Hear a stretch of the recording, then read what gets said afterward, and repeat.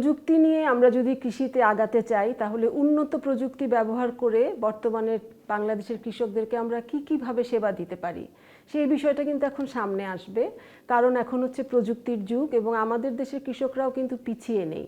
আমরা যদি উন্নত বুদ্ধিমত্তা, কৃত্রিম বুদ্ধিমত্তা, ড্রোন, তারপর হচ্ছে এআই যেটা বললাম, সেটার সাথে রিমোট সেন্সিং, এই সব কিছু ব্যবহার করে কৃষকদেরকে সেবা দিতে চাই, তাহলে আমাদের কি করতে হবে?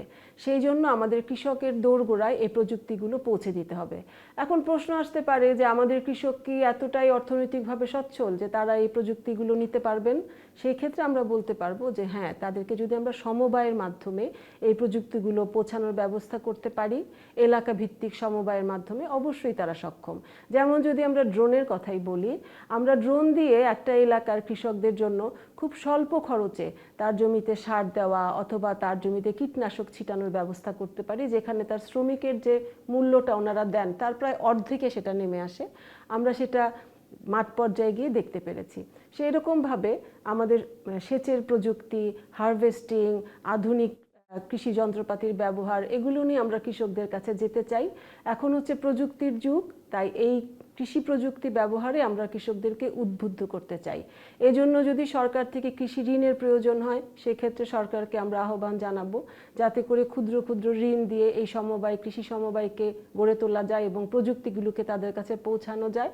আরেকটা করতে পারি, আমরা কৃষকদের জন্য বীমার ব্যবস্থা করতে পারি, যে এখানে কৃষি এই প্রযুক্তিগুলো ওনারা ব্যবহার করবেন, সেই সাথে তাদের সাথে বীমাও থাকবে।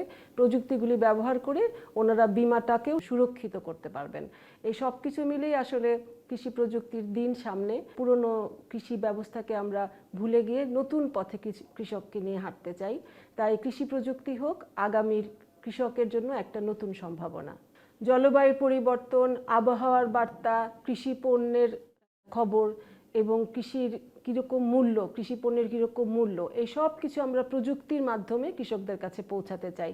সেই ক্ষেত্রে আমরা আধুনিক অ্যাপস ব্যবহার করতে পারি। আমরা জানি গ্রামে এখন সব কৃষকদের কাছেই মোটামুটি, কৃষক পরিবারের কাছে, কৃষক ভাইয়ের কাছে না হলেও তার পরিবারের কাছে একটা স্মার্টফোন থাকেই। তার মাধ্যমে আমরা তাদেরকে এই অ্যাপসে যুক্ত করতে পারি। আর যদি ওনারা অ্যাপসে আগ্রহী নাও হন, তারপরেও আমরা তাদেরকে তথ্য পৌঁছে দিতে পারি। আমাদের সেই ব্যবস্থা, সেই প্রযুক্তিও উদ্ভাবন করা হয়ে আছে। কাজেই আমরা মনে করি যে কৃষি প্রযুক্তির মাধ্যমে আমরা কৃষকদেরকে শুধু কৃষি তথ্য না, কৃষি পণ্যের মূল্য এবং তার প্রয়োজনীয় একদম মাঠে চাষ করা থেকে শুরু করে বাজারজাত করা পর্যন্ত প্রত্যেকটা ধাপকে আমরা প্রযুক্তির আওতায় নিয়ে আসতে পারি, যাতে করে তার উৎপাদিত ফসলের সে সঠিক মূল্য পায় এবং তার যে পরিশ্রম সেটাকে সার্থক হয়।